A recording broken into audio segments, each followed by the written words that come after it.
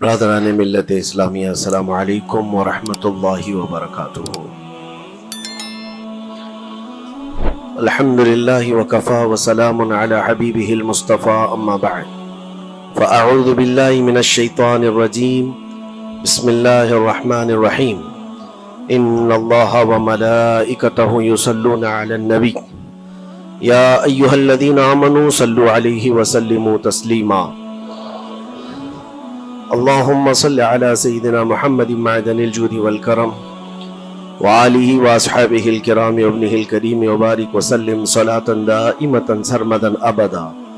قال الله تعالى في كلامه البليغ: أعوذ بالله من الشيطان الرجيم، ألا إن أولياء الله لا خوف عليهم ولا هم يحزنون الذين آمنوا وكانوا يتقون لهم البشرى في الحياة الدنيا وفي الآخرة۔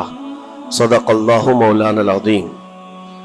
حضرات، قرآن عظیم کی آیات بینات یہ ببانگ دہل ہمیں اعلان کرتی ہیں کہ دنیا میں کچھ لوگ ایسے ہیں جن کو دنیا کی کسی بھی بڑی طاقت کا کوئی خوف نہیں ہوتا، اور نہ ہی کسی بڑی پاورفل طاقت کو دیکھ کر کے وہ گھبراتے ہیں۔ کبھی ایسا نہیں ہوتا۔ قرآن ان کے متعلق اعلان کر رہا ہے، اور یہ ہوتے کون ہیں جو بالکل بے خوف ہو کر زندگی گزارتے ہیں؟ وہ اللہ کے اولیاء کی جماعت ہے۔ الا ان اولیاء اللہ لا خوف علیہم، جو اللہ کے ولی ہیں۔ ولی کون ہوتا ہے؟ ولی کے کئی معنی ہیں، دوست کے بھی ہیں، مددگار کے بھی ہیں، غلام کے بھی ہیں، مولا کے بھی ہیں، آقا کے بھی ہیں۔ یہاں پر جو اللہ کے اولیاء کا معنی لیا جاتا ہے وہ اللہ کے دوست، اللہ کے محبوب۔ وجہ یہ ہے کہ جو پیدا ہوتے ہی دنیا میں اللہ اکبر کی آواز سن کر کے آیا ہو، جس کا مطلب یہ ہوتا ہے اللہ سب سے بڑا ہے۔ جب بھی ہمارے گھر بچہ پیدا ہوتا ہے، کسی بھی مسلمان گھر میں، اس کے کانوں میں سب سے پہلی جو آواز ہم دیتے ہیں وہ اذان کی، اللہ اکبر اللہ اکبر، اللہ سب سے بڑا ہے، اللہ سب سے بڑا ہے۔ اور مسلمان کی زندگی جب ختم ہونے کو آتی ہے، ہماری روح نکل جائے اور ہمیں کفن دے کر جنازہ لا کر امام کے سامنے رکھا جاتا ہے، امام پھر ہمارے جنازے پر سب سے پہلی تکبیر جو باندھتا ہے اللہ اکبر کہہ کر، اللہ سب سے بڑا ہے۔ مسلمان کی یہ زندگی اس بات کے بیچ میں ہے کہ آیا تھا دنیا میں اللہ اکبر کہتے ہوئے، اور جا بھی رہا ہے دنیا سے تو اللہ اکبر کہتے ہوئے۔ جو اللہ کو سب سے بڑا مانتا ہو تو پھر دنیا کی کون سی ایسی طاقت ہے جو اسے خوف زدہ کر سکے؟ اسے کون سی طاقت ہے جو ڈرا سکے؟ لیکن بہت سارے ایسے ہیں کہ غفلت میں آ کر کے وہ کسی اور کو بڑا سمجھ لیتے ہیں۔ کبھی حالات کو بڑا سمجھتے ہیں، کبھی تخت و تاج کو بڑا سمجھ لیتے ہیں، کبھی طاقت و قوت کو، فوج کو، نظام کو، ان کا رعب اپنے سینے پر ڈال کر کے جینے لگ جاتے ہیں، جبکہ اللہ تعالیٰ فرماتا ہے فَلَا تَخْشَوْهُمْ وَاخْشَوْنِي، ان سے مت ڈرو، مجھ سے ڈرو۔ اللہ کا خوف جس کے دل میں آ گیا، اللہ اس کو ہر خوف سے آزاد کرتا ہے، ہر خوف سے آزاد کرتا ہے۔ ہم ہندوستان کے جملہ مسلمان جتنے بھی ہیں، ایک مرد قلندر، مرد درویش، سیدی سرکار معین الدین حسن چشتی غریب نواز کے اس ہند میں رہتے ہیں۔ ظاہر سی بات ہے کہ ان کی سیرت ہم سب کے لیے ایک بہت بڑا مشعل راہ ہے، بہت بڑا نمونہ عمل ہے۔ آپ کو پتا ہے غریب نواز کو ہند الولی کہا جاتا ہے۔ وجہ یہ ہے کہ ولی کا ہندوستان ہے، یہ نہیں ہے کہ ہندوستان کا ولی، بلکہ یہ پورا ہند ہی ولی کا ہے۔ دربار غریب نواز سے ہندوستان کو جوڑا گیا ہے، سلطان الہند بھی کہا گیا، سلطان الاولیاء بھی کہا گیا۔ لیکن جانتے ہیں ان کے آنے کا راستہ اتنا پیچیدہ تھا۔ وہ سن 583 کی بات تھی، 583 ہجری چل رہی تھی، جب آپ حرم کعبہ سے نکل کر مدینہ طیبہ جا رہے تھے۔ اس وقت آپ کی عمر تقریباً 45 سال کے آس پاس کی تھی۔ نہایت ہی عبادت گزار، تقوی شعار، 20 سال اپنے پیر و مرشد کی خدمت کر کے وہ حرم کعبہ میں پہنچے تھے۔ 20 سال کے بعد جب مسجد نبوی میں گئے، تو عجیب سی کیفیت تھی. سلام کیا رسول پاک صلی اللہ علیہ وسلم کے دربار میں تو جواب قبر انور سے یہ آیا وعلیک السلام یا معین الدین شیخ البر والبحر. اے معین الدین تجھ پر میری سلامتی ہو, اللہ کی سلامتی ہو جو خشکیوں کا بھی اور تریوں کا بھی تجھے امام بنایا گیا ہے. اور آواز یہ نبی کریم صلی اللہ تعالی علیہ وسلم کے دربار سے سننے والی آواز تھی. آپ گھبرائے تھے, تھوڑا سا سراسیمگی تھی. یہ ہندوستان کی طرف اشارہ کر کے میرے آقا صلی اللہ تعالی علیہ وسلم نے فرمایا تھا کہ تجھے ہند کی ولایت دی جاتی ہے. اس وقت تک سرکار غریب نواز کو نہ ہندوستان آنا کبھی ہوا تھا, نہ ہندوستان کے علاقوں کو آپ نے کبھی دیکھا تھا, کیونکہ سجستان جو یہاں سے کافی دور ہے, افغان کے قریب ایک علاقہ سنجر جہاں پر آپ کی ولادت ہوئی, وہاں سے نکل کر کے آپ نیشاپور میں آباد رہے. اس کے بعد 40 سال کے بعد حرم کعبہ اور حرم مدینہ میں رہے. لیکن اچانک یہ بات کہ تمہیں ہند کی ولایت دی جاتی ہے ایک تعجب والی بات ہے, نئی جگہ پر بھیجا جا رہا ہے. آپ دوبارہ شام میں نبی پاک صلی اللہ علیہ وسلم کے دربار میں حاضر ہوئے اور سلام پیش کرنے کے بعد, کیونکہ یہ خوشی کی بات تو سب کے لیے تھی کہ ہندوستان کو اللہ تعالیٰ ایک عظیم ولی بھیج رہا ہے, لیکن جس کو بھیجا جا رہا ہے وہ بے قرار تھا, بے چین تھا, کیونکہ نہ راستے پتہ ہے نہ ملک کے حالات معلوم ہے. بارگاہ مصطفیٰ صلی اللہ علیہ وسلم میں دوبارہ جب حاضری ہوئی, عرض کیا آقا آپ کا حکم, اس کی تعمیل کے لیے بندہ حاضر ہے, لیکن نہ یہ فقیر ہندوستان کے راستے دیکھا ہے نہ وہاں کے حالات معلوم ہے.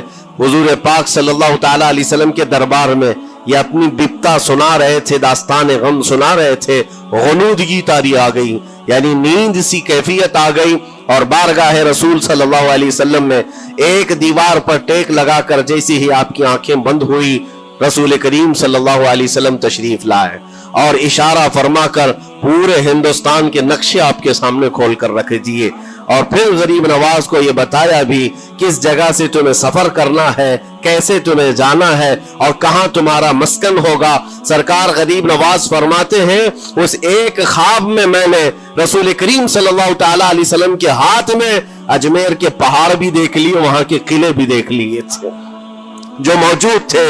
اور اس کے بعد پھر کس بات کا خوف ہے, کس بات کا ڈر ہے, جنہوں نے راستے بتائے ہیں وہ ہادی رسول, وہ ہادی عالم ہے. نبی پاک صلی اللہ علیہ وسلم آئے ہیں پوری کائنات کو راستہ دکھانے کے لیے, اور جنہوں نے غریب نواز کو ہند کا راستہ بتایا ہو پھر ڈر کس بات کا. جب آپ بیدار ہوتے ہیں تو اپنے ساتھ 40 قطب اس اولیاء کرام کی جماعت لے کر مدینہ طیبہ سے سفر کے لیے نکلے تھے. میرے عزیزو اب بات یہاں آتی ہے, اسی لیے مدینہ طیبہ سے یہ پورا پلان ہوا ہے, مدینہ طیبہ سے بھیجا گیا ہے, مدینہ طیبہ سے پلیسمنٹ ہوا ہے. اسی وجہ سے آج تک تاریخ غریب نواز کو عطائے رسول کہتی ہے. عطائے رسول ہے, رسول اللہ کی عطا ہے, ہندوستان والوں کے لیے خاص عطا ہے میرے آقا صلی اللہ علیہ وسلم کی. جب وہ سفر کے لیے نکلے سن 83 سے چلے تھے تو یہاں ہندوستان پہنچتے پہنچتے آپ کو 87 یعنی 4 سال کا عرصہ لگ گیا تھا. 4 سال کے عرصے کے بعد آپ پہنچے میرے عزیزوں. نہ پلینوں کا سفر نہ جہازوں کا سفر کہ اڑ کر کے ادھر سے ادھر آ گئے, وہ تو پیدل قافلہ نکلا تھا, درویشوں کا قافلہ تھا, اور وہاں مدینہ طیبہ سے نکل کر بغداد پہنچے. بغداد میں اولیاء کاملین کی صحبت پائی, وہاں سے پھر نیشاپور, پھر اس کے بعد ہرات, اور افغان کے علاقے ہوتے ہوئے لاہور پہنچے. لاہور میں سرکار داتا گنج بخش عالم رحمت اللہ تعالی علیہ کے دربار میں چلہ کشی فرمائی, وہاں سے دلی پہنچے. یہاں یہ پورا جو راستہ ہے 4 سال کا میرے عزیز و تاریخ میں ہے. سرکار غریب نواز جس راستے سے چلتے جاتے تھے جو کافر یا مشرک بھی دیکھتا وہ دائرہ اسلام میں داخل ہو جاتا تھا. نور الہی, نور وحدت کا ٹکڑا آپ کی جبین اقدس پر ایسا چمکتا تھا کہ لوگ جو آتے وہ پھر آپ کی صحبت سے دور کوئی جاتا نہیں تھا. دلی میں جہاں آپ آئے یہ ایک عجیب اتفاق ہے, اس وقت کھانڈے راؤ ایک بڑا راجہ تھا, اس کا قلعہ تھا, اس کے سامنے ہی آپ نے پڑاؤ ڈال لیا. سرکار غریب نواز رضی اللہ تعالیٰ عنہ کی یہ داستان, یہ تاریخ, وہاں پر آپ نے اپنا پڑاؤ ڈال لیا. اور ان بت پرستوں کے لیے ایک بڑا پیچیدہ مسئلہ تھا کہ ایک درویش آیا ہے, ایک بات میں آپ کو بتاؤں، یہ جو تعصب آج پھیلا ہوا، یہ زہر پھیلا ہوا، یہ آج کا نہیں ہے، یہ باپ داداؤں کے پشت میں بھی ان کے موجود رہا ہے۔ اسلام اور مسلمانوں کے خلاف زہر مشرکین کے دلوں میں یہ بہت پرانی چیز ہے، نئی نہیں ہے، بہت پرانی چیز ہے۔ تعصب دلوں کے اندر کڑھن رکھنا اور کبھی ایکسپٹ نہ کرنا، یہ سرکار غریب نواز جس دن ہند میں قدم رکھ رہے اسی دن سے آپ نے اس کو فیس کیا ہے، اسی دن سے آپ نے اس کو دیکھا ہے۔ اور وہاں پر کھانڈے راؤ کی جماعت نے بہت کوششیں کی کہ یہ دلی میں داخل ہوا، یہیں سے ان کو ختم کر دیا جائے، نکال دیا جائے، لیکن عجیب اتفاق یہ ہے کہ یہ جو جماعت آئی تھی سرکار غریب نواز کے ساتھ، نہ ان کے ہاتھوں میں تلوار ہے، نہ بھالے ہیں، نہ چاقو ہے، نہ چھری ہے، یہ تو گدڑیاں پہنی ہوئی درویشوں کی جماعت تھی، گدڑیاں پہنی ہوئی درویشوں کی جماعت جو جھولے میں سوکھی روٹی رکھتے تھے اور پانی میں بھگو کر کھا لیا کرتے تھے۔ ان کے پاس نہ کوئی ہتھیار ہے، نہ کوئی سامان ہے، ہر سامان جنگ ہے، ان کو نکالا جائے تو کس بات سے نکالا جائے، ہمت بھی نہ ہوتی تھی۔ یہاں تک کہ جو آپ کو وہاں سے جانے کی بات کرنے کے لیے آتا تھا، تھوڑی دیر محفل میں بیٹھتا اور کھڑا رہتا اور کلمہ پڑھ کر پھر مشرف اسلام ہو جاتا۔ دلی کے اندر ایک دن کے اندر 1000 لوگ اسلام میں داخل ہوئے تھے۔ سرکار غریب نواز رضی اللہ تعالیٰ عنہ نے تلوار سے اسلام میں داخل نہیں کیا ہے، نہ ہی کسی کو ڈرا دھمکا کر کے۔ وہ سوکھی روٹی کھانے والے کس بات سے ڈراتے لوگوں کو؟ ان کے پاس کون سا ایٹم بم تھا؟ یہاں موجود جو راجے مہاراجے تھے ان کے پاس فوج بھی تھے، ہاتھی بھی تھے، گھوڑے بھی تھے، سب کچھ تھا، لیکن آنے والا مرد قلندر کیا لے کر کے آیا تھا؟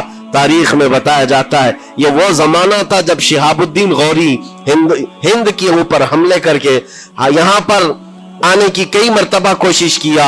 یہ افغان کا بادشاہ تھا شہاب الدین غوری، جب ہندوستان پر کئی مرتبہ حملے کر کے ناکام لوٹ رہا تھا، بیچ راستے میں ان فقیروں کی جماعت سے بادشاہ کی جماعت کی ملاقات ہو گئی۔ سپاہی جا رہے تھے شکست کھا کر اور یہ درویشوں کا قافلہ ادھر آ رہا تھا، دیکھا پہچانی سی صورتیں لگتی ہیں، جا کر کے ایک سپاہی نے پوچھا بابا آپ لوگ کہاں جا رہے ہیں؟ تو بابا جو جماعت میں آ رہے تھے انہوں نے کہا ہندوستان فتح کرنے جا رہے ہیں۔ بڑی بات ہے، گدڑیاں پہنے ہوئے، پیون لگے کپڑے ہیں، جھولیاں لٹکائے ہیں، اور اس نے دیکھ کر کے کہا مارا سپاہی نے کہا یہ دیکھتے ہو ہمارے بادشاہ کی فوج ہے، اس میں ہاتھی گھوڑوں کی تعداد دیکھو، ذرا سامان جنگ تو دیکھو، اس میں نیزے تلواروں کی چھنک تو دیکھو، اور آپ یہ چند فقیروں کی جماعت لے کر ہند فتح کرنے کی بات کر رہے ہیں۔ تب سرکار غریب نواز کے کانوں میں آواز آئی تو آپ نے کہا اس سے کہہ دو فرق یہی ہے، تم جب لڑنے کے لیے جاتے ہو تو یہی ہاتھی گھوڑے اور تلواروں کے بھروسے جاتے ہو، معین الدین صرف اللہ اور اس کے رسول کے بھروسے جا رہا ہے۔ ہمارے پاس جو طاقت ہے وہ اللہ اور اس کے رسول کے ساتھ ہونے کی طاقت ہے۔ آج کے زمانے میں غریب نواز کا یہ جملہ ہمارا حوصلہ بڑھا دیتا ہے، کوئی ہو یا نہ ہو اللہ ہمارے ساتھ ہے، اللہ ہمارے ساتھ ہے، حالات جتنے بھی بدلتے جائیں، لیکن میرے عزیزو اللہ حی و قیوم ہر چیز کو دیکھ رہا ہے، اس سے کوئی چیز غافل نہیں ہے۔ بعض لوگوں نے یہ شوشے چھوڑنا شروع کر دیے کہ اب ان کا مستقبل کیا ہوگا، اب ان کا فیوچر کیا ہوگا، نئی حکومتیں آئیں گی، نیا نظام آئے گا، اب تمہاری نہ مسجدوں کی خیر ہے، نہ میناروں سے آواز آئے گی، نہ تمہاری اذانوں کا اور نہ ہی تمہارے نمازوں کا کچھ فیوچر ہے۔ یہ سب باتیں ان لوگوں کے ذریعے سے آ رہی ہے جو کسی کے فضلہ خار ہیں یا کسی کے الیکشن کے پیسے کھائے ہوئے لوگ ہیں۔ میں کہتا ہوں جو سچا مومن ہے وہ اس بات پر عہد کرتا ہے کربلا کی سرزمین پر بھی اذان کی آواز بند نہ ہو سکی تھی، جہاں بہتا خون بھی بتا رہا تھا اسلام زندہ ہوتا ہے ہر کربلا کے بعد۔ آج بھی حالات اگر ہمارے موافق نہیں ہے تو میرے عزیزوں نسلوں میں کوئی تو آئے گا جو صلاح الدین بن کر کے ابھرے گا، نسلوں میں کوئی تو آئے گا جو غریب نواز کا غلام بن کر معین الدین بن کر کے نکلے گا۔ اس لیے کہ حالات ہر وقت ایک طرح کے نہیں ہوتے، ہم نے تاریخ دیکھی ہے اور رب تعالیٰ کا قانون ہے، کبھی بادشاہوں کو فقیر بنا دیتا ہے اور کبھی فقیروں کو بادشاہ کا منصب عطا کر دیتا ہے۔ جب سرکار غریب نواز دلی کے سرزمین پر آپ بیٹھے ہوئے تھے اپنے صوفیہ کی جماعت کے ساتھ، ایک دسترخوان لگا ہوا تھا، دسترخوان لگا ہوا ہے، औलिया इकराम की जमात है, एक दूसरे से बातचीत कर रहे हैं। दिल्ली में उस वक्त हालात अजीब थे। एक छोटा सा लड़का जिसकी उम्र 13 या 14 साल की रही होगी, वो अपने हाथ में खटोरी और एक तीर और तरकश लेकर के सामने से जा रहा था। औलिया की नजर उस पर पड़ी। सरकार गरीब नवाज ने नजर उठाकर देखी, और सामने से मजमे से जाने वाले बच्चे बहुत सारे होते हैं, कोई आया गया, लेकिन गरीब नवाज ने नजर उठाकर देखा और फिर सूफिया की जमात से कहा कि देखना ये कल दिल्ली का बादशाह बनकर के निकलेगा, हिंदुस्तान की पूरी सल्तनत इसके पास होगी। तारीख में मौजूद है, गरीब नवाज की जुबान से निकला हुआ ये जुमला, वो लड़का कोई और नहीं था, सुल्तान शमसुद्दीन अल्तमश, जो हिंदुस्तान का ताकतवर बादशाह बनकर के निकला था। हाँ, वो जिसको चाहे नवाज दे और जिसको चाहे उठा दे। अजीजान गिरामी वक़ार, हमारे इम्तिहान की घड़ी चल रही है। हमारे हालात अभी यानी बैक की तरफ अगर जा रहे हैं तो इसका मतलब ये नहीं है कि खत्म हो गए। हम ये देखते रहेंगे और रब ताला की मदद का इंतजार भी करेंगे। हमारे साथ जो कुछ भी जुल्म हो या नाइंसाफी हो, हर एक चीज के लिए हम इतना ही कहते हैं, ये वक्त भी गुजर जाएगा, रात हमेशा नहीं होती, सुबह का उजाला जरूर आएगा, सुबह का उजाला आएगा। अजीजान गिरामी वक़ार, सरकार गरीब नवाज रज़ियल्लाहु तआला अन्हु का वो जुमला याद रखो, हम अल्लाह और उसके रसूल के भरोसे जीते हैं, अल्लाह और उसके रसूल के भरोसे जीते हैं। ताकतें, कुव्वतें या तख्त और ताज हमारे मुखालिफ हो जाए तो ये नई बात नहीं है, इस्लाम के साथ ये हर बार होता रहा है, इससे पहले भी हुआ है। हालात हमारे मुखालिफ रहे।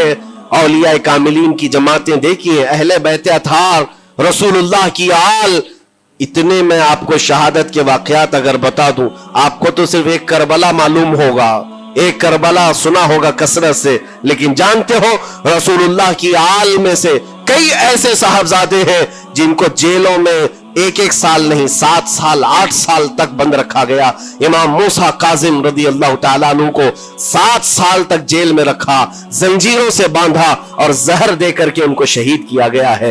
हज़रत इमाम मोहम्मद बिन हसन अस्करी 20 साल तक जेल में काटे हैं। ये रसूलुल्लाह के घर वालों की बात कर रहा हूं। सैयदना ज़ैद शहीद, जिनको सूली पर चढ़ा दिया गया था, ये इमाम हसन मुज्तबा की औलाद में से है। ये सारे खूनी दास्ताने यहाँ इस्लाम की तारीख में मौजूद है। जब इस्लाम उस वक्त नहीं रुका तो अब क्या खाक रुकेगा? इस्लाम अब नहीं रुकना है, कयामत तक इसकी हिफाजत अल्लाह करीम फरमाएगा, अल्लाह करीम फरमाएगा। हम जैसे आएंगे और चले जाएंगे, लेकिन इस्लाम को फलना फूलना है, ये फलता फूलता ही रहेगा इंशाअल्लाह। आपकी जिम्मेदारी इतनी है, आपकी इतनी जिम्मेदारी है, हालात देख करके बच्चों को ये ना कहना कि बेटा आप जैसे हालात चल रहे हैं वैसे ही चलते रहो। नहीं, अपने बेटों को ये तरगीब देना कि बेटा आज हम इम्तिहान की घड़ी में हैं, कल अगर अल्लाह ने हालात अच्छे कर दिए तो याद रखना, जिस जगह बुतकदे बने हमारी मस्जिदों को तोड़कर, इंशाअल्लाह वहां से अजान की आवाज फिर से गूंजेगी। अजान की आवाज है, ये बच्चों को नसीहत होनी चाहिए। हमारी तारीख मिटाने से मिटती नहीं है, एक दौर आएगा फिर जब अल्लाह करीम चाहे तो ये तारीख खुल करके लोगों के सामने आए। हम किसी पर जुल्म करने की इजाजत हरगिज नहीं देते, और साथ ही इस्लाम ये भी कहता है जुल्म हो जाए तो सहने की इजाजत भी नहीं है। आपको हक बात बोल कर जाना है, हक बात पहुंचा करके जाना है। बोलने में क्या है, हमारी जुबान काटी जाएगी, हमारी गर्दन मारी जाएगी, लेकिन हक बात की हिफाजत नस्लों तक मुंतकिल करना अल्लाह करीम की तरफ से एक बहुत बड़ा इनाम है, इसका बहुत बड़ा इनाम है। ये तो हम कर ही सकते हैं, हमारी नस्लों को ये बात बताएंगे इंशाअल्लाह अज़ीज़। ये गरीब नवाज का हिंदुस्तान कल भी था, आज भी और हमेशा रहेगा इंशाअल्लाह। सरकार गरीब नवाज का फैलाया हुआ ये चिराग कभी फूंक के फूंकों से बुझाया तो नहीं बुझाया जा सकता। आप दिल्ली की सरजमीन से जब अजमेर मोहल्ला पहुंचे थे, ये तकरीबन 7 महीने का सफर था गालिबन। इस सफर के दौरान कई हजार लोग इस्लाम में दाखिल हुए थे, और आपको उसके बाद की तारीखी हालात मालूम है। जादूगरों ने मुकाबला किया, राजाओं महाराजाओं ने, बादशाहों ने मुकाबला किया, और फौज ने मुकाबला किया, न जाने कितने लोग। एक बार तो ऐसा हुआ कि अन्ना सागर की उस पहाड़ी पर आप जिक्र में मशगूल थे, राजे ने कई मर्तबा ये सोचा कि इनको मार करके या किसी तरह से भगाएं, लेकिन जब नहीं हुआ तो राजा से किसी ने कहा یہ منتر والا کوئی فقیر ہے، اس کا توڑ منتر والے سے ہی ہوگا۔ تو اس وقت جو بہت بڑا ان کا ایک منتر جاپ کرنے والا پجاری تھا، اس وقت اس تاریخ میں اس کا نام رام دیو بتایا گیا ہے، یہ والا نہیں ہے، اس زمانے کا تھا۔ اور اس کو راجا نے جا کر کہا، وہ کبھی کسی سے مقابلے کے لیے آیا نہیں تھا، اس نے حامی بھر لی کہ ہاں ٹھیک ہے، میں جاؤں گا، دیکھتا ہوں کون فقیر آیا ہے ہماری اس دھرتی پر، اور میں جاپ کروں گا، اگر جادو ہے تو جادو سے میں کاٹ دوں گا۔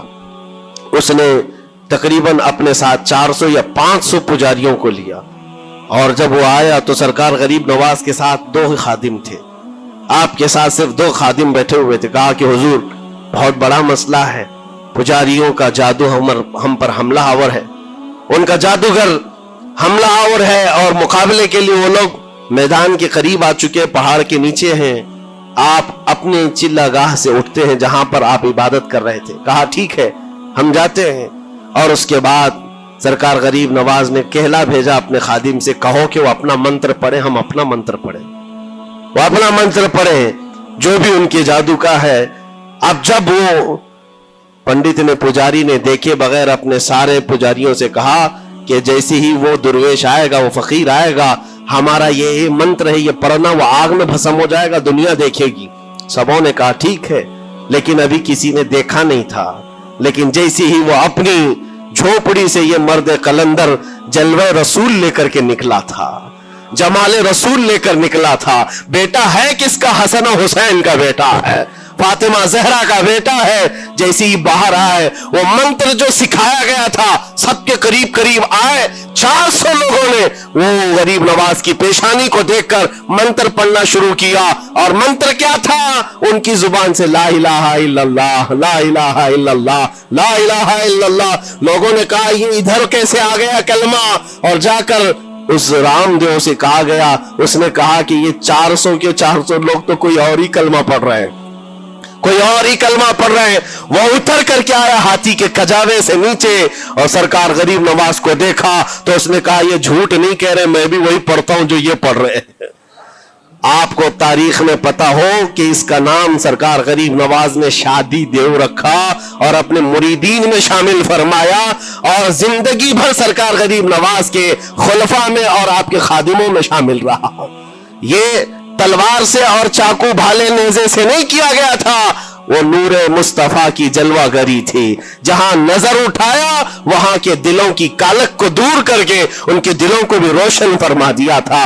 آج ہم بھی یہی تمنا کرتے ہیں، اجمیر اسی لیے جاتے ہیں کہ ایک نظر ہم غریبوں پر پڑ جائے اور دل کا کالک اور دل کی کالک نکل جائے اور پھر دل چمکنے لگ جائے، کیونکہ اللہ کے ولیوں کی نظر جہاں پڑتی ہے وہ جگہ بھی روشن اور تابناک ہو جایا کرتی ہے۔ مولا کریم سرکار غریب نواز کی نسبتیں زندگی بھر ہمارے ساتھ قائم و دائم رکھے، اور پھر اپنی نسلوں کو بھی اللہ تعالیٰ ان کی غلامی میں شامل رکھے۔ اجمیر ہم جا نہ سکے، لیکن یہاں سے ہم یہ التجا کریں گے غریب نواز کے دربار میں، خواجہ ہند وہ دربار ہے آلہ تیرا، کبھی محروم نہیں مانگنے والا تیرا، تیرے در کی یہ کرامت دیکھی ہے بارہا، تیرے در کی بارہا یہ کرامت دیکھی ہے، غریب آئے اور ہو گئے غریب نواز۔ وآخر دعوانا ان الحمدللہ رب العالمین۔ السلام علیکم۔